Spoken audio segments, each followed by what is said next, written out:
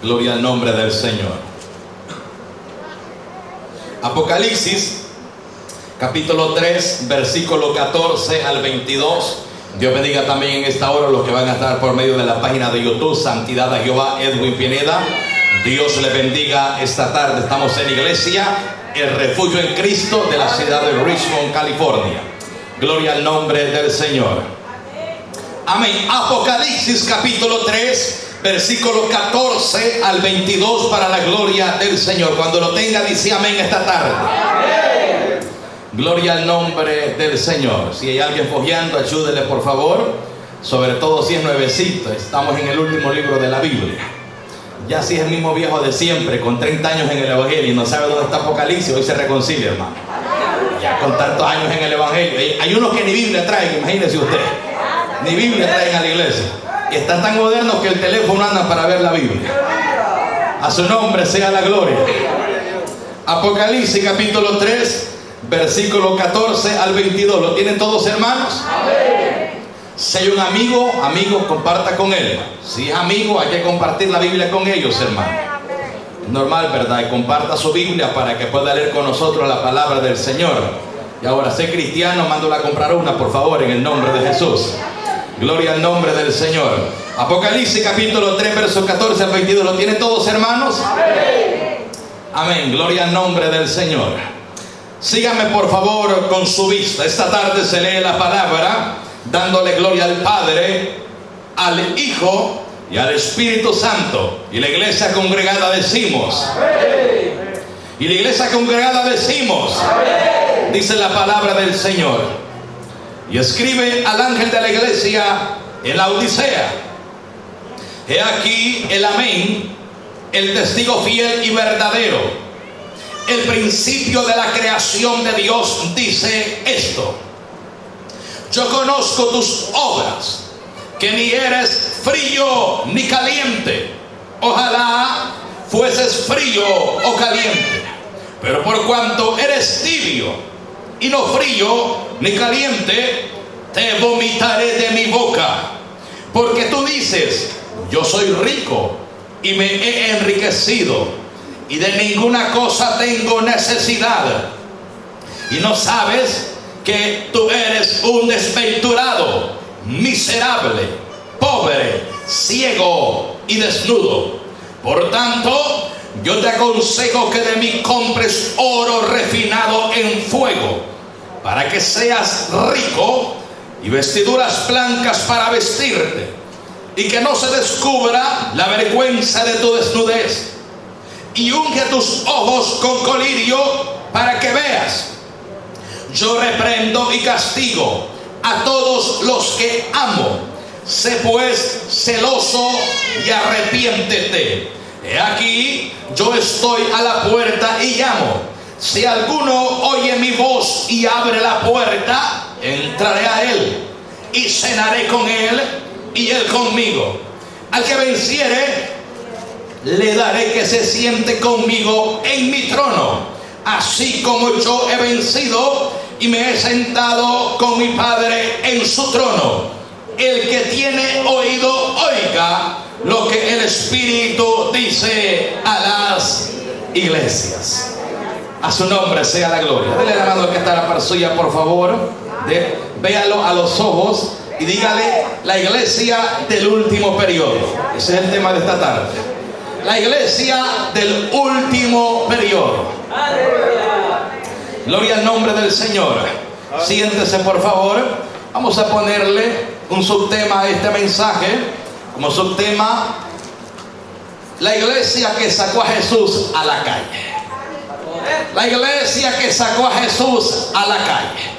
Gloria al nombre del Señor. Le voy a pedir por favor su mayor reverencia a la palabra del Señor. Tenemos un tiempo, creo que no nos están corriendo para ir a un culto en la tarde, ¿verdad? Después de este. Gloria al nombre de Jesús.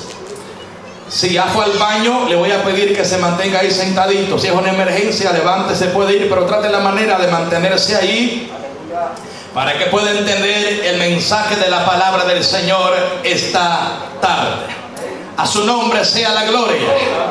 A su nombre sea la gloria.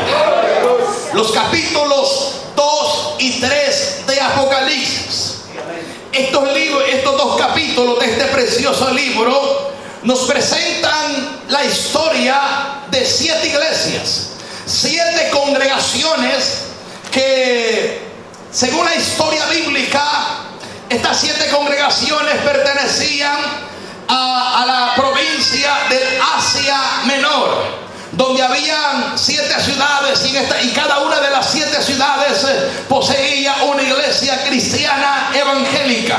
Sucede que a estas 7 congregaciones Jesús les envía un mensaje diferente. Cuando hablo de Jesús es porque el libro de Apocalipsis es un libro, óigalo bien, cuyo autor y cuyo escritor, gloria al nombre del Señor, es nuestro Señor Jesucristo. Juan el apóstol, el hombre de Dios, el apóstol amado, él solamente escuchó lo que Jesús le dijo y él escribió. Mas sin embargo, el autor de este libro precioso se llama Jesucristo, y por ende, al enviar el mensaje a estas 7 iglesias, no es una exhortación de parte del apóstol Juan, no es un mensaje confrontativo de parte del apóstol hombre de Dios, sino el mensaje viene específicamente de parte de nuestro Señor Jesucristo, el dueño de la iglesia, el autor de la iglesia, el que conoce la entrada y la salida de la iglesia, y por ende tiene toda la autoridad de reprendernos conforme nosotros estemos viviendo. Y si Dios conocía cuál era la condición de cada una de las iglesias, Él tiene toda la autoridad para reprenderlas, porque el ser humano puede escudarse, el ser humano puede decir: yo estoy así, yo estoy en victoria, yo estoy rico, yo estoy prosperado, pero quien conoce su vida más que nadie se llama Jesús de Nazaret. Dios conoce su salida, Dios conoce su entrada, Dios conoce su levantar, Dios conoce su acostar, y a Dios nada se le escapa. A su nombre sea la gloria, a su nombre. Cada una de estas 7 iglesias, cada una de estas 7 congregaciones representan las distintas épocas de la iglesia en la tierra, desde el tiempo apostólico hasta el traslado de la iglesia al cielo. Yo quiero esta tarde presentar cada una de estas congregaciones, aunque me voy a basar en la iglesia de la Odisea, pero quiero presentar esta tarde cada una de estas congregaciones con un trasfondo histórico. Es decir, que cada una de estas iglesias representan, óigalo bien, las diferentes épocas, las diferentes historias, las diferentes fechas que cada congregación tuvo en su tiempo, y que en el día de hoy, conforme los versos que hemos leído, esto a nosotros nos enseña que la iglesia del tiempo presente, la iglesia del siglo XXI, cubre prácticamente todas las características de la iglesia de la Odisea. La iglesia de la Odisea posee unas características tremendas, una situación vergonzosa cuando nosotros leemos la manera de cómo Jesús la confronta, de cómo Jesús la exhorta, de cómo Jesús la reprende. A nosotros nos enseña la palabra que cada una de las características y la vida moral, espiritual y cotidiana que vivía la iglesia en la Odisea es exactamente lo que le ha tocado vivir a la iglesia en el siglo XXI, y Jesucristo la reprendió. Vamos a usar la misma palabra para despertarlos en el día de hoy. Alguien dice gloria a Dios esta tarde. A su nombre, a su nombre.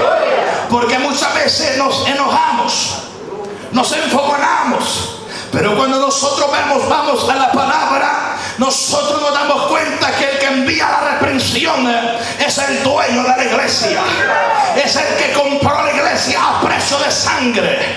Es increíble cuando uno ve la conducta de personajes dentro de la iglesia, de hombres y mujeres que se sienten ofendidos con un mensaje de confrontación, se sienten ofendidos con un mensaje que los reprende. Oiga, el que se ofende es el sinvergüenza y el rebelde, el pagano, el mundano, hijo del diablo. El hombre que ama la palabra, atesora la palabra.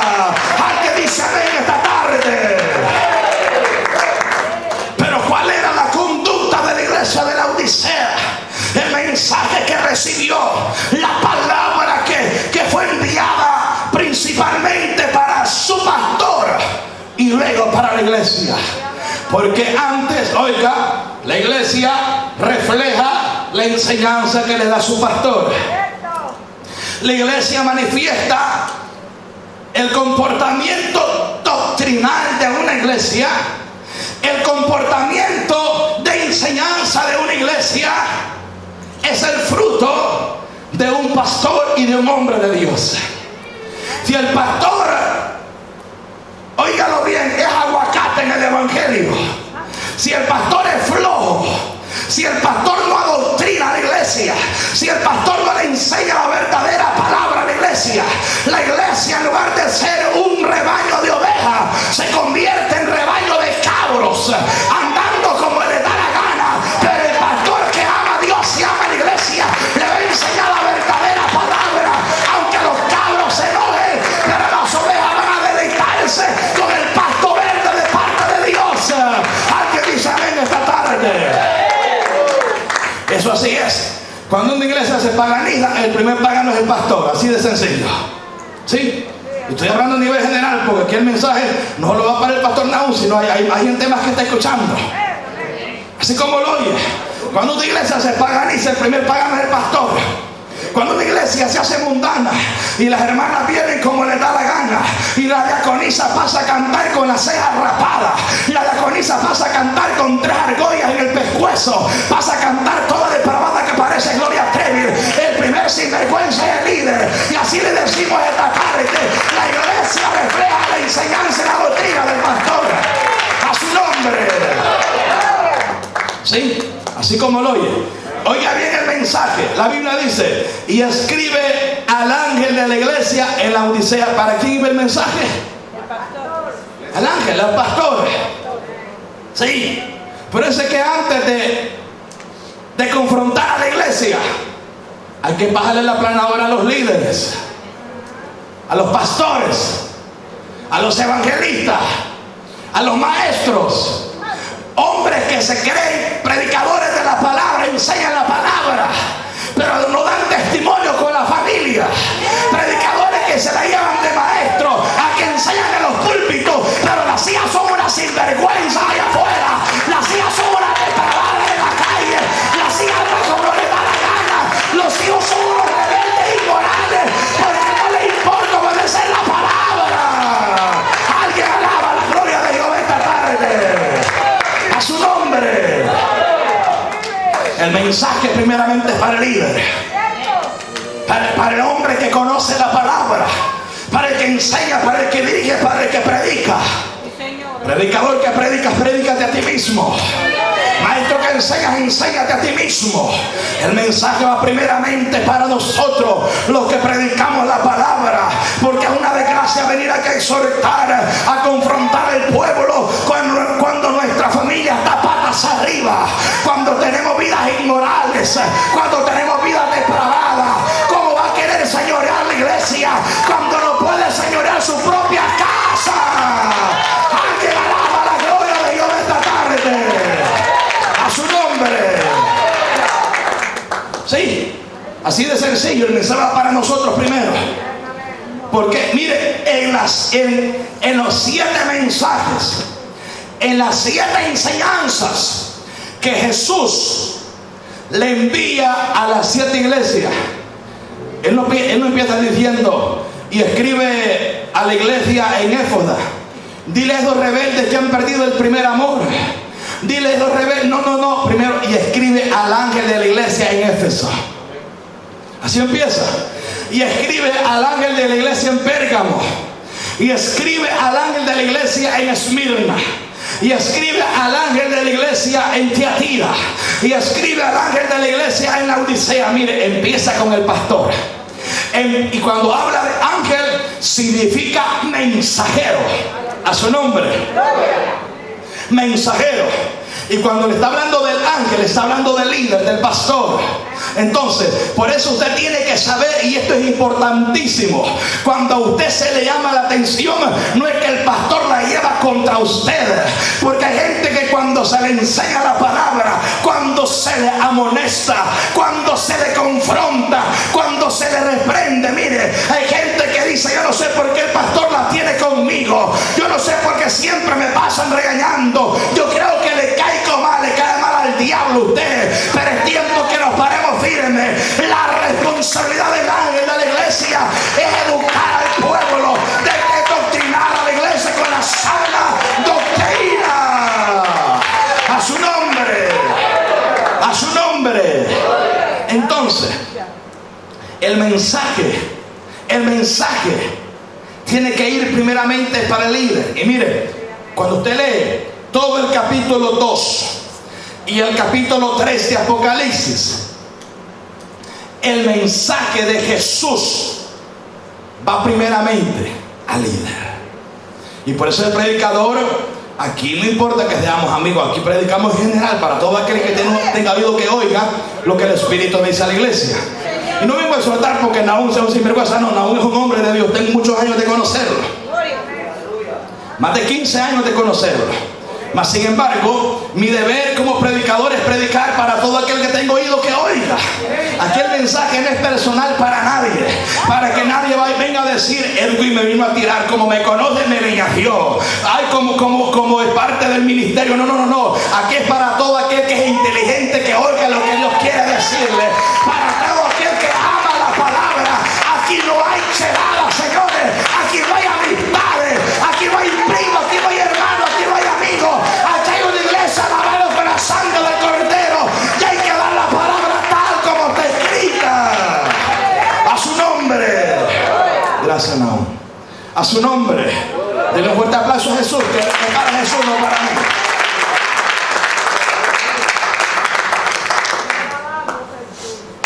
Y en el evangelio no hay charadas, ¿no? Aquí usted y yo nos podemos echar un sorbete allá en la sorbetería y estamos tranquilos. Podemos ir a una taquería, echarnos 2 tacos y 3 pupusas allá a un restaurante salvadoreño tranquilo. Si le gustan las baleadas, nos comemos unas cuantas baleadas por ahí.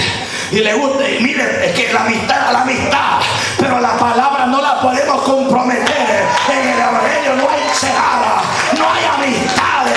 Aquí hay que dar la palabra tal como está escrita. Y el que es de Dios, palabra de Dios oye. Alguien alaba la gloria de Jehová esta tarde. A su nombre.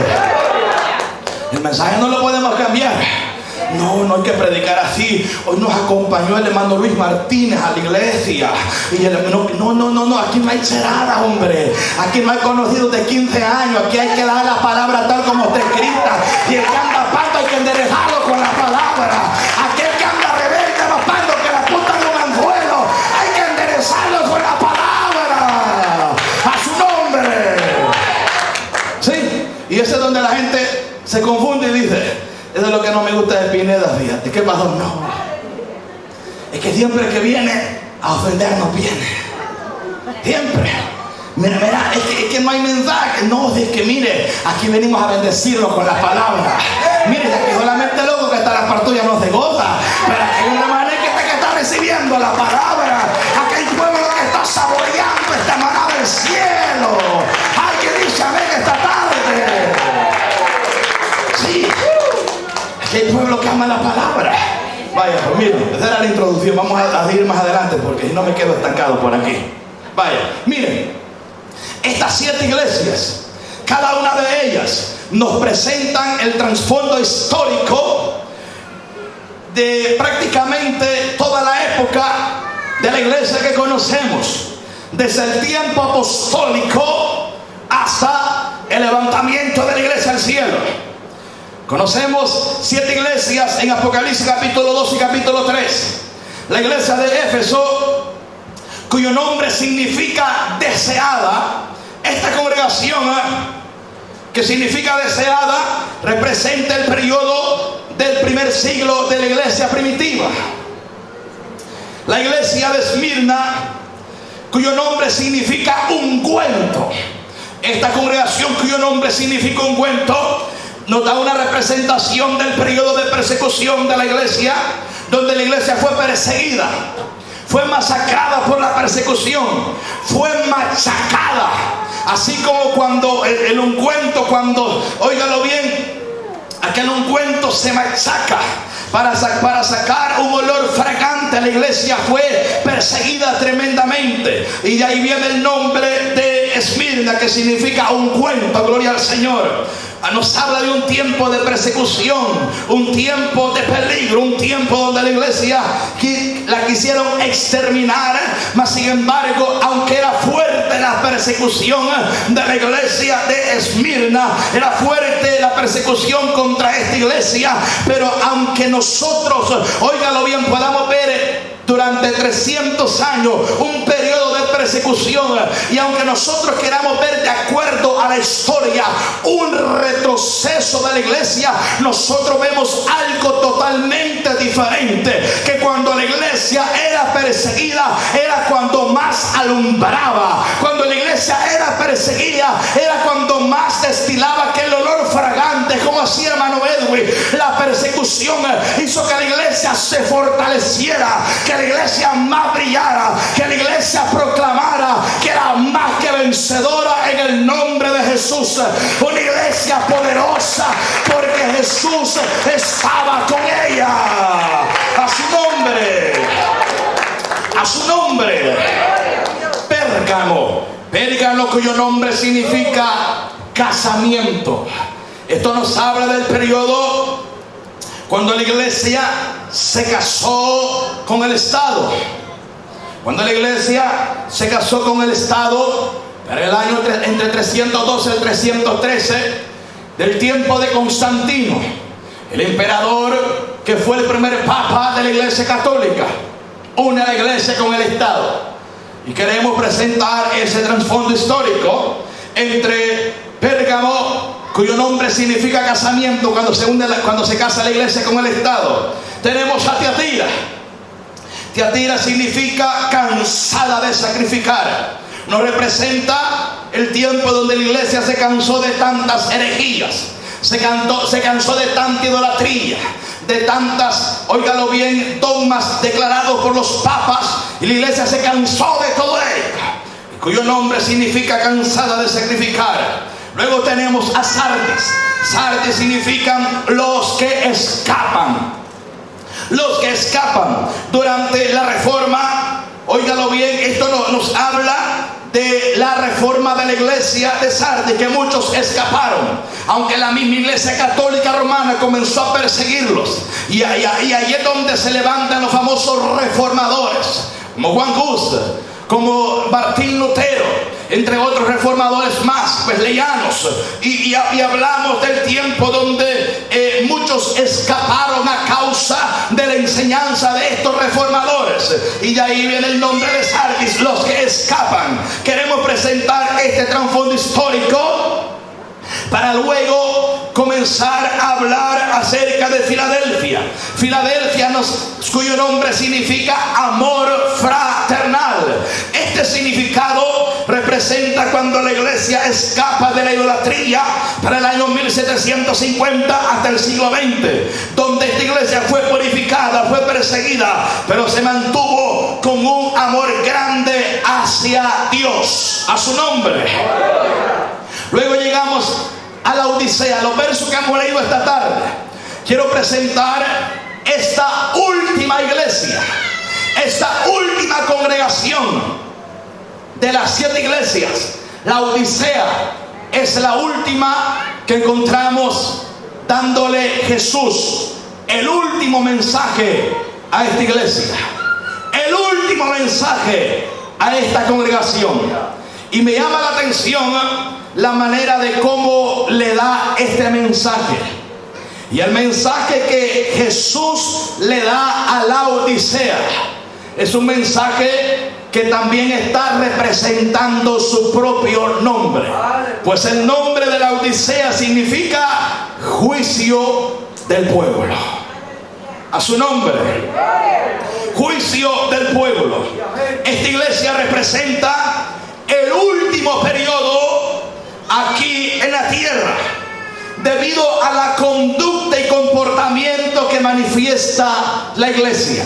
Cuando usted y yo observamos el comportamiento de la Odisea, el comportamiento de esta iglesia, la manera de cómo Jesús le habla a esta congregación.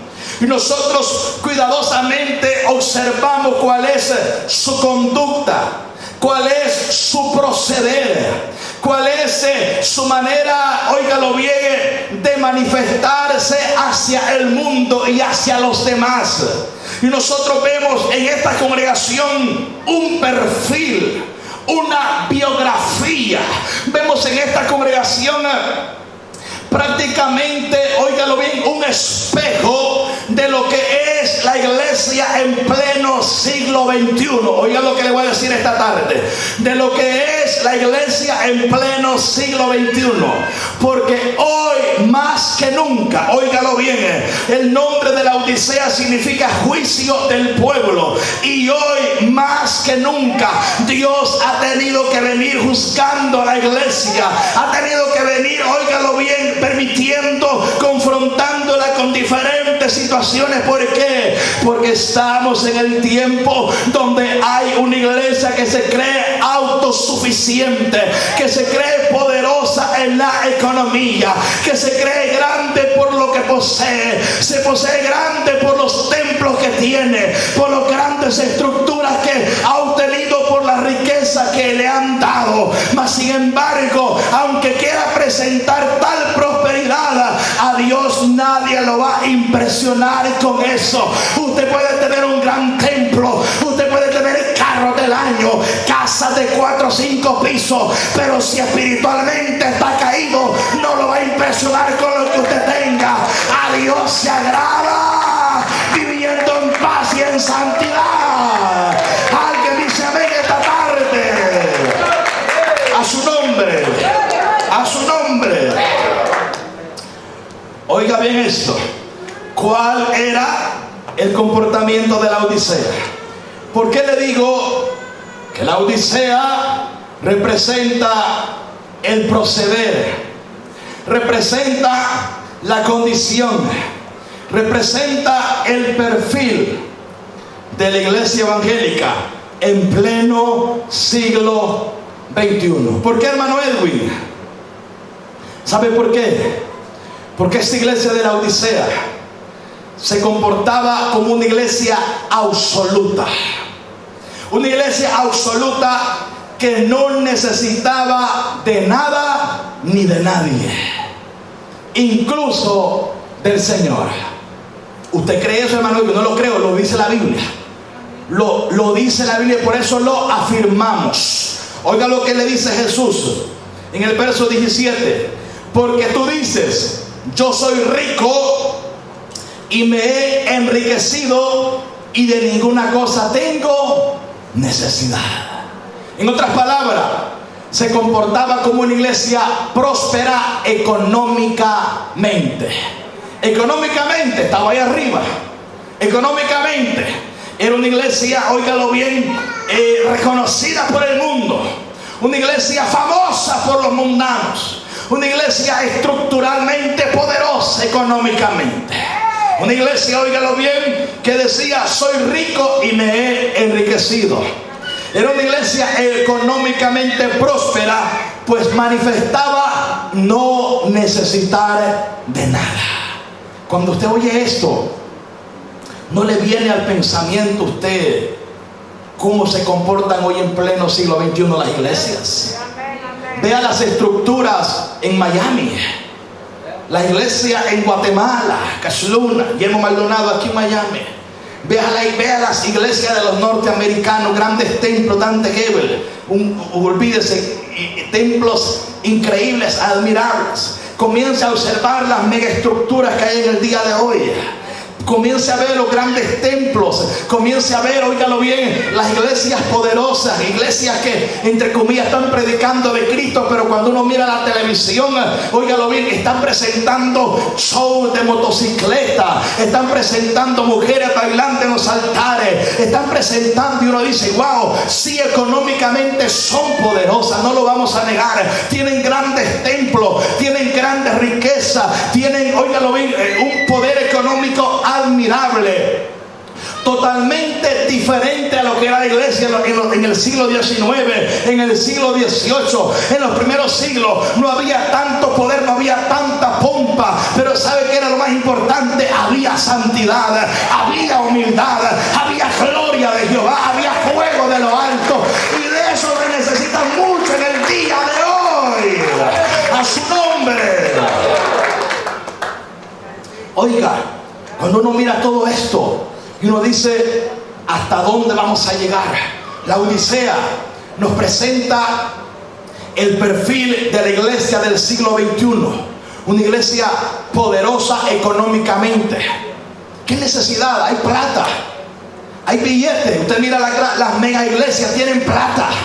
Las mega iglesias tienen billetes, tienen templos de 10, 15, 20 millones de dólares. Sus miembros, algunos de ellos son catedráticos, algunos son hombres famosos, mujeres famosas. Entonces, una iglesia donde no se habla casi de Jesús, no se habla del poder del evangelio, no se habla de la santidad que Dios quiere para la iglesia. Entonces, ahora en pleno siglo XXI, el perfil de la iglesia es una iglesia que se siente poderosa económicamente. Oiga, eso a Dios no lo va a admirar. Por eso, oiga bien lo que le voy a decir esta tarde. La prosperidad de una iglesia no se basa en el templo lujoso que tenga, no se basa en los miembros que tengan plata. La iglesia próspera no se basa en cuántos preparados hay en ese lugar. La iglesia próspera que Jesús viene a levantar es una iglesia que se mide espiritualmente por la paz, por la santidad, por la espiritualidad. Amén esta tarde. A su nombre. A su nombre. Mire, esta es la ciudad de la Odisea, donde estaba esa iglesia. Era una ciudad famosa, rica en empresas de ropa, tintorería, rica en ungüentos preciosos para los ojos. Una iglesia prosperada. Era una iglesia próspera, posiblemente había mucho trabajo, pero lamentablemente, espiritualmente, la iglesia estaba caída. La iglesia estaba quebrada. La iglesia daba vergüenza hablándolo espiritualmente. Era una desgracia total la iglesia de la Odisea. Y creo que de eso nosotros tenemos que cuidarnos. Acaba de pasar una pandemia. Yo sé que muchos hemos sido sacudidos económicamente, la mayoría. Mas sin embargo, en el día de hoy, los apóstoles siguen hablando de prosperidad. Han comenzado a hablar de sembrar para cosechar. Mire, hay que sembrar de acuerdo a la Biblia. Aquí no hay que dejarse engañar por estos hijos del diablo. La iglesia tiene que saber que tiene que vivir en paz y en santidad y dar conforme enseña la palabra. A su nombre. A su nombre. La iglesia de la Odisea se sentía próspera, poderosa en la economía, pero espiritualmente estaba caída. Espiritualmente era una desgracia. ¿Sabe por qué? Jesús le dice, ella decía, soy rico, no tengo necesidad de nada, he prosperado, pero Jesús le dice, eres un desventurado, pobre, ciego y desnudo. La pregunta es, ¿cómo nos verá Jesús a nosotros? Estoy hablándole a nivel mundial, porque aquí yo sé que estoy hablándole económicamente. Yo sé que esta iglesia no es una iglesia que tiene plata, no estoy hablando a nivel mundial. Mire, usted ve las estructuras de iglesias americanas, algunas latinas acá, estructuras grandes que también hay en Sudamérica, en Europa, y aún en África, que hay una gran pobreza. Usted se quedará admirado a ver las grandes estructuras que tienen algunas mega iglesias evangélicas, entre comillas. Pero aquí está el detalle. Aquí está el detalle. ¿Cuál es la conducta espiritual de la iglesia? Económicamente se sienten ricos, económicamente hay casa, Económicamente hay billetes, económicamente hay plata. Pero la pregunta es, ¿cuál es nuestra vida espiritual delante del Señor? La pregunta es, ¿cómo Dios nos verá a nosotros? Hermano Edwin, yo tengo carro nuevo. Hermano Edwin, yo tengo una cuenta bancaria bien estable. Yo tengo casa, sí, pero ¿cómo está tu vida espiritual? ¿Cómo está tu vida espiritual delante del Señor? Eso es lo que Dios está viviendo. A Dios no le interesa tu carro, no le interesa tu casa, no le interesa tu cuenta bancaria. A Dios le interesa tu alma. A su nombre. ¿Cómo está tu vida espiritual? ¿Cómo está tu relación con Dios? ¿Cómo está tu relación con Dios? Mire, hay gente que le dijeron, va a haber culto hoy. Y mire, es que por poco le mandan la grúa, pues no quería venir el aguado. Sí, por poquito le mandan la grúa. Por poquito. ¿Por qué? Porque lo llaman para el trabajo. Ay, para que le quebran las patas para ir para el trabajo. Pero lo invitan a la iglesia. Ahí viene todo, mire, rogado, viene para la iglesia. Bravo todavía. Porque la mujer le dijo, no vamos a aguado, yo digo, voy para la iglesia. Sí, hay mujeres que se plantan firmes, hermano. No, yo me voy. Si queréis quedarte vos, pero yo me voy. Ya, pues, vámonos, pues, te voy a llevar. Ahí vienen todos bravos a la iglesia. A su nombre. Sí, mire, hay gente que para lo espiritual es bien aguada, hermano. Así, mire, y es que es una desgracia hablándolo espiritualmente. No, mire para acá, por favor. Mire, hay gente que es que para lo espiritual, Dios mío, son como los carros del año 70 que hay que darle cada rato batería para que avancen. Hasta la grúa muchas veces se necesita. Les cuesta venir a la iglesia, hermano. Lo llaman para el trabajo, no importa que tenga fiebre. Si siente que le pegó coronavirus, se queda callado, no le diga al patrón para que se va con calentura para el trabajo de aguado. Sí, no importa que se siente enfermo y vamos allá, y claro, los dólares, pero lo invitamos a la iglesia, ahí viene todo bravo. Yo no sé por qué no abrió el templo. Yo escuché que muchas iglesias están cerradas todavía. No, tenemos que respetar las leyes terrenales, hermano, hay que respetarlas. ¿Y por qué ahí bien se va a trabajar? Y a la iglesia no quiere venir. Sí, es que mire, hermano, para lo espiritual estamos aguados, hermano. Sí, así como lo oye. Y estoy hablando, esto está pasando en San Francisco, San Mateo, Novato, toda la iglesia estamos pasando situaciones así. Gente que hoy es viernes, vamos a tener célula hoy en la casa y abrimos las células, hermano, ¿vas a llegar? No, hermano, fíjate, pues está serio esto porque como ya ve que no podemos haber más de 12 personas reunidos y uno tiene que respetar de las leyes terrenales, hermano. Y uno le pregunta, ¿está en la casa entonces? Si ahorita en la noche sí, y mañana va a trabajar uno, sí, hermano, no, trabajo tengo que, porque no me corre el patrón, hermano. El trabajo sí. Y uno dice, bueno, ¿cómo es que le tiene miedo venir a la iglesia? Para el trabajo no le tiene miedo. Les digo que somos aguados espiritualmente. Hay que pararnos firmes en el evangelio. ¿Cómo está usted delante del Señor? Yo prefiero agradar a Dios antes que a los hombres, pero escúcheme bien, hay que apegarnos a la palabra, a su nombre, a su nombre. Mire, el periodo que le ha tocado vivir a la iglesia es tremendo. Somos 100 para ir al trabajo, pero para la iglesia, ¿cómo nos cuesta venir? Sí, nos cuesta, hermano. Tienen que rogarnos, porque es la condición de la iglesia actual en el día de hoy. Es la condición de la iglesia actual en el día de hoy.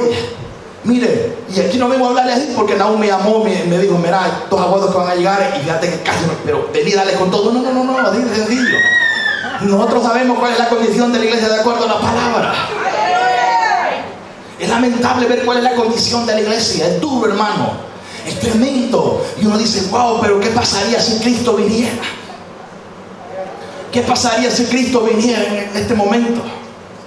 Hay unos por ahí predicando de que la iglesia va a pasar la gran tribulación. Imagínese usted que vamos a pasar la gran tribulación y que debido a eso que vamos a pasar la gran tribulación, por esa razón tenemos que prepararnos para ver al anticristo. Dios reprenda al diablo. La iglesia no la podemos preparar para ver al anticristo. La iglesia hay que prepararla para ver a Jesucristo. Que se quiera quedar el que se quiera quedar, pero yo estoy predicando a tiempo y fuera de tiempo, porque un día voy a ver a mi amado.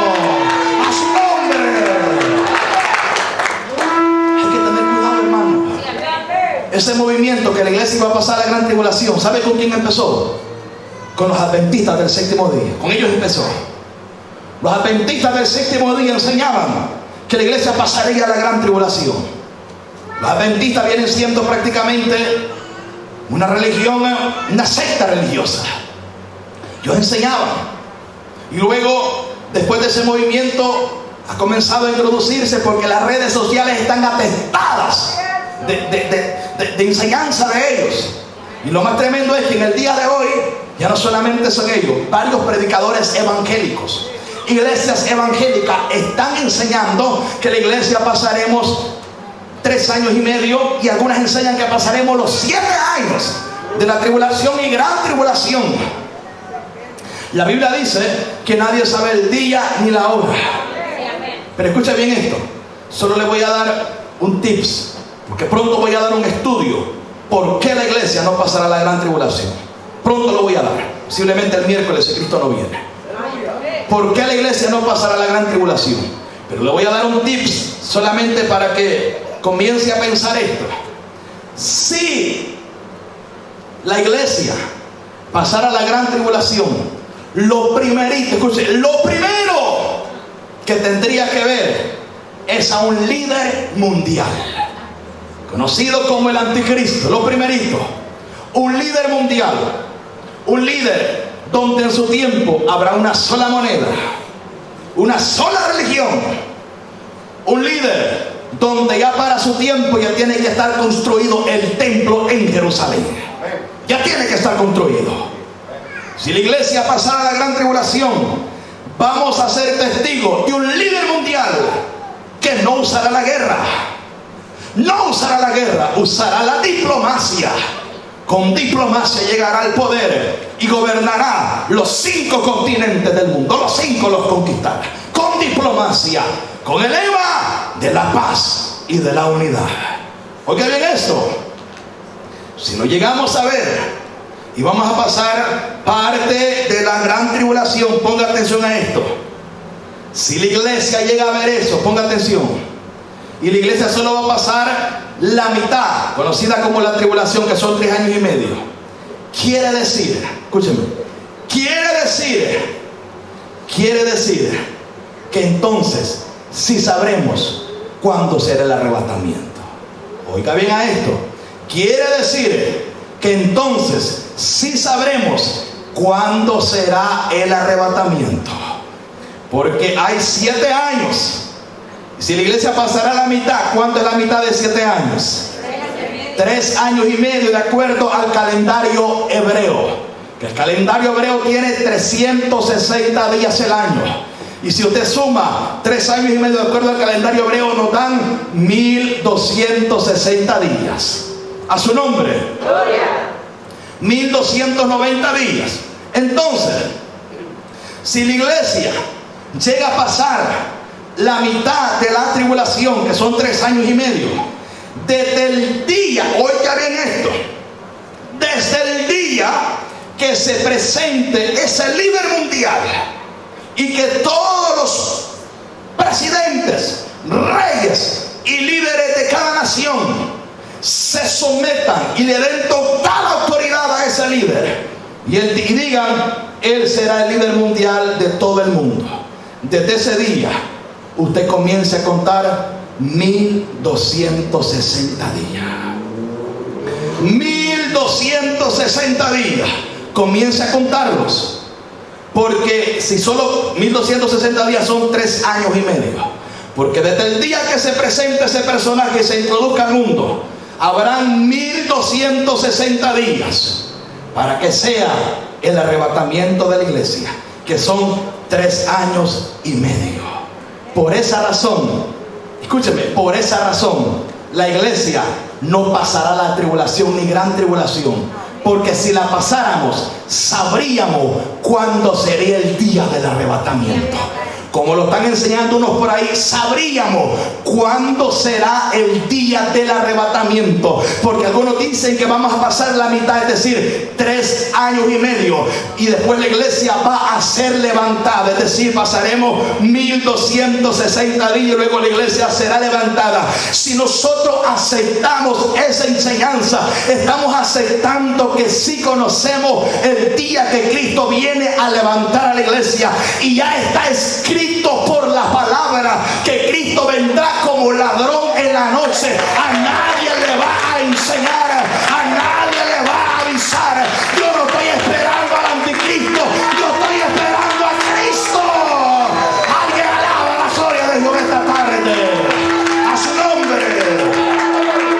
Por eso el Concilio de Refugio en Cristo Jesús estamos totalmente en contra de tal enseñanza. No lo aceptamos, no lo aprobamos, porque al aprobarlo estaríamos de acuerdo que conocemos el día cuando Cristo venga a levantar la iglesia, y nadie sabe ese día. Y la Biblia nos enseña de la segunda venida de Cristo, y si la segunda será 7 años después que la iglesia sea levantada, 7 años después.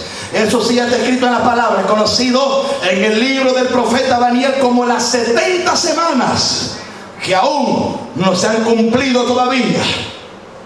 Pero cuando la iglesia sea levantada, cuando la iglesia sea levantada, comienza el reloj de Israel a caminar esa aguja, y comienza a caminar la semana 70, conocida de acuerdo a la Biblia por los profetas antiguos como la apretura de Jacob, como la angustia de Israel, conocida en Apocalipsis como la ira del Dios Todopoderoso, y como la ira del gran dragón también. Porque también viene la ira de Dios que se desata, y Satanás viene con gran ira para hacer pedazo a la humanidad también. Mas sin embargo, la iglesia no ha sido llamada para ira, sino para salvación. Dios no castigará al justo juntamente con el impío. Por eso desde muchos años grandes hombres de Dios hemos venido predicando. Jesse Agnew, un gran siervo de Dios, predicó acerca del arrebatamiento. Hombres de Dios, maestros que dejaron libros hablando de los primeros maestros, hombres que no están en la palabra, pero hombres como del primer siglo, del segundo siglo, del tercer siglo, que dejaron escrito, hombres del que se levantaron hoy en los años 1500, 1600, 1700, maestros de Alemania, de Inglaterra. Todos ellos nunca enseñaron que la iglesia pasaría la gran tribulación, el movimiento nuevo que se está predicando. Ellos siempre enseñaron que la iglesia estaría esperando a Cristo. La iglesia no la podemos preparar para la tribulación, sino para esperar el arrebatamiento. A su nombre, a su nombre. Mire, ¿sabe por qué le digo esto? Pregúntese si la iglesia mirara al anticristo y nos presentara en ese líder mundial. Los que conocen la Biblia saben que si nosotros aceptamos esa enseñanza de que la iglesia pasará parte de la gran tribulación, 3 años y medio, desde allí comenzáramos a contar los días. Y quedó muy terrible. Comenzáramos a contar los días. Bueno, 3 años y medio me quedan todavía. Hay que llevarla al suave, pues.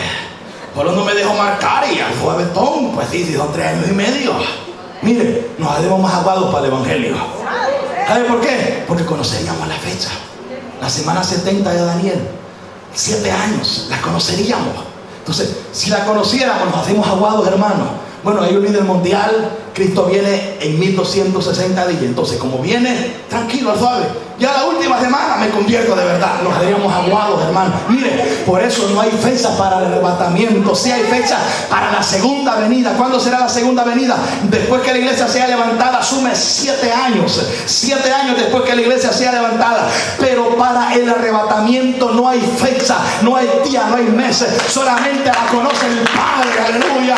Por eso la iglesia hay que estar preparada. Este pueblo tiene que estar preparado. Alguien alaba la gloria de Dios esta tarde. A su nombre. A su nombre. Muchos predicadores no saben el daño que le están haciendo a la iglesia, porque nos llevamos de grandes escatólogos y no sabemos casi nada de escatología. De grandes escatólogos nos llevamos y un montón de errores doctrinales que cometemos. Faltas doctrinales, enseñanzas en contra de la palabra. Y creemos nosotros, hermano Edwin, pero si la iglesia del primer siglo fue perseguida, del segundo siglo, del tercer siglo fue perseguida, los apóstoles murieron. Mire, yo no descarto que haya una persecución, yo no lo descarto. Yo creo que puede haber una persecución, no lo voy a negar. ¿Por qué? Porque la Biblia nos habla del principio de dolores. Yo creo que puede haber una persecución. ¿Usted cree que ese movimiento de los homosexuales que están presionando al Estado, lo están presionando para que los casen? Y ahorita, en el tiempo de Obama, imagínense, lo aprobó, luego Donald Trump votó eso, pero están presionando. Pregúntese cuando vengan aquí donde Nahum, dos machos ahí, peludos como gorilas, que quieren casarse. ¿Qué va a hacer Nahum? Hermano Nahum, queremos ser miembros de su iglesia, hermano Nahum. Bella vez le vea mates medio raros ahí, que está mucho paleteando ahí de pato, reprendo en el nombre de Jesús. Sí, imagínense. Queremos que nos casen y que nos amamos, que vive el amor, reprenda al diablo. ¿Qué va a hacer? No, lo siento, que por la palabra yo no puedo hacer eso. Eso va en contra de la palabra. Vengan dos mujeres ahí, venga una hablando como hombre. Yo le bendigo siempre, porque la mujer onda, imagínese usted. Es que yo soy un hombre en el cuerpo de una mujer. Imagínese usted. Y que venga y de momento esté presionando. Y los pastores y los hombres de Dios van a oponerse a todo eso. Se van a oponer. Puede venir una persecución. Pastores los pueden echar a la cárcel. Pueden cerrarnos la iglesia. Y cuando cierran la iglesia nos vamos a congregar en las casas. Vamos a seguir alabando a Dios. Pero ahí puede venir una persecución. Nos tienen prohibido. Y algunos van a echarlos a la cárcel. Puede de momento venir una decapitación. Yo no niego que puede haber una persecución, no lo niego, porque nuestros hermanos vivieron persecución. Yo no niego que puede haber una persecución. Puede haber una persecución, porque la Odisea significa juicio del pueblo. Significa juicio del pueblo. Puede haber. La iglesia de los primeros siglos lo pasaron, nosotros lo podemos pasar. Lo podemos sufrir, no lo voy a negar, lo podemos sufrir. Nuestros hermanos allá en Asia están sufriendo persecución. En África están sufriendo persecución. Algunos hermanos, oigan bien, en otros países están sufriendo persecución. Nosotros, yo no descarto que podemos sufrir persecución. Lo podemos pasar para Dios probar a la iglesia, para Dios limpiarla, pasarle la zaranda de la persecución y sacar lo que es trigo y sacar lo que es cizaña. Yo no descarto eso, lo podemos pasar. Pero lo que sí lo descarto 100% a la palabra es que no pasaremos la gran tribulación. La iglesia no está para ver la cara al anticristo, sino para ver a Jesús de Nazaret, a su nombre. No podemos enseñarle, porque mire, si nosotros aceptamos tal enseñanza, ¿cuál va a ser la conducta de la iglesia? Tranquilo, no, si no ha llegado todavía el líder mundial, no ha llegado. No ha llegado, hay que esperarlo, hermano. Ahorita no hay arrebatamiento porque no ha llegado, hay que esperarlo. Imagínense, Cristo viene, está esperando al anticristo, que reprenda al diablo. Sí, no, la iglesia tiene que conocer esto. Escúcheme, y aquí de acuerdo a la palabra, al nosotros aceptar tal enseñanza, estamos aceptando, es como ponerle una fecha al arrebatamiento. Así como si yo acepto esa enseñanza, es ponerle una fecha al arrebatamiento. Y no se la podemos poner. No se le puede poner. Por eso la iglesia tiene que escudarse en la palabra y ser cuidadoso. Porque si yo me descuido, yo puedo ser arrastrado con falsas enseñanzas. Puedo ser arrastrado con doctrinas escatológicas que van en contra de la palabra. Por eso la iglesia tiene que ser muy cuidadosa en el día de hoy. Y estar pendiente de estas enseñanzas que se están dando, estar pendiente de todo lo que se está dando. De algo estoy seguro, que somos la última iglesia que está viviendo el último periodo. Esta iglesia está viviendo el último periodo. ¿Qué me enseña eso? Que pronto está a punto de levantarnos. Usted no espera al anticristo, esperemos a Jesús. Pronto la iglesia será levantada. No cualquier iglesia, sino una iglesia santa, sin mancha y sin arruga. A su nombre, a su nombre. Oiga, iglesia santa, sin mancha y sin arruga. Estamos viviendo un tiempo terrible. ¿Y sabe por qué le digo que esta iglesia, comparada como la iglesia de la Odisea, esta iglesia del siglo XXI, estoy finalizando, en unos minutos, unos 5 minutos más? Mire, ¿por qué esta iglesia? ¿Sabe por qué? ¿Sabe qué le dice Jesús a la iglesia de la Odisea? En el versículo 15: yo conozco tus obras, que ni eres frío ni caliente. Ojalá fueses frío o caliente. Pero por cuanto eres tibio y no frío ni caliente, te vomitaré de mi boca. No es así en la actualidad el comportamiento de muchos cristianos. Ni frío ni caliente, tibio en agua. Así es el comportamiento. ¿Por qué el Señor le habla de esta manera?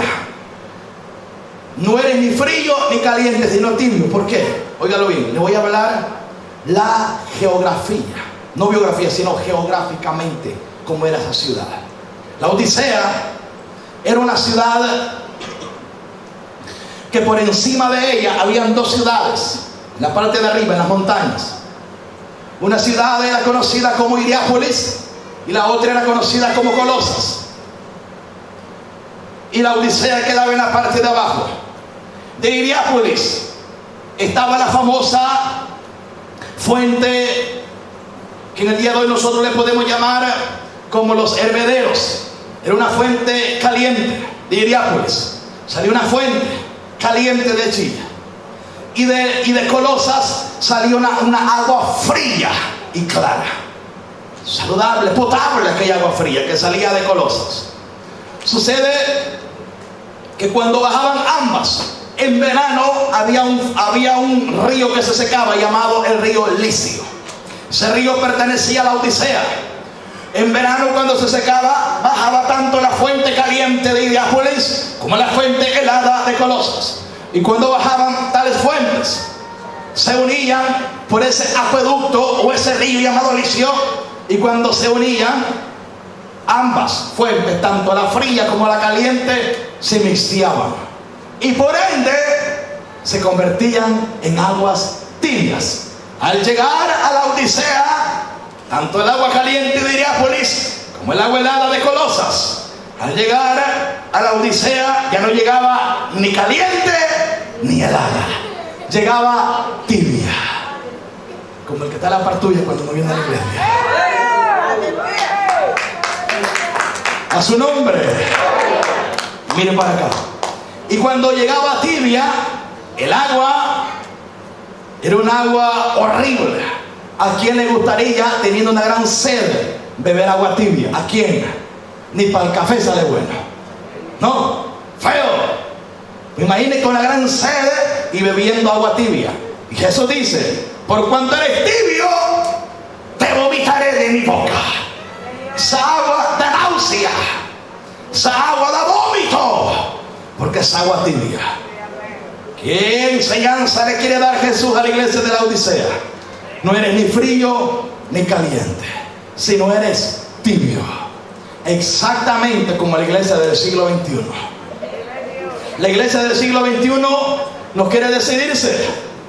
Quiere parecerle al mundo y quiere parecerle al cristiano. Te mira las iglesias, quiere hacer cosas del mundo y dice que es cristiano. No es ni mundano, no es ni cristiano, está medias tintas, está tibio. Así tenemos gente en el día de hoy que no se decide. Hay gente que quiere estar en el mundo y quiere estar en la iglesia. Dios reprenda al diablo. Aquí Dios no quiere gente tibia. Hay que decidirse: o eres cristiano o eres mundano. A su nombre, a su nombre. Aquí hay que decidirse, hermano. Con el Señor aquí no hay neutro. Aquí no hay frío ni hay caliente. Aquí o es frío o es caliente. Aquí decídase. Porque la hipocresía a Dios le da náusea. La hipocresía a Dios le da vómito. Cuando el cristiano es tibio, que no se decide, afuera hace obras de mundanos, pero adentro hace obras de cristianos. ¿Por qué obra de cristiano? El calor, símbolo del fuego. A Juan el Bautista se le llamaba, Jesús habla que le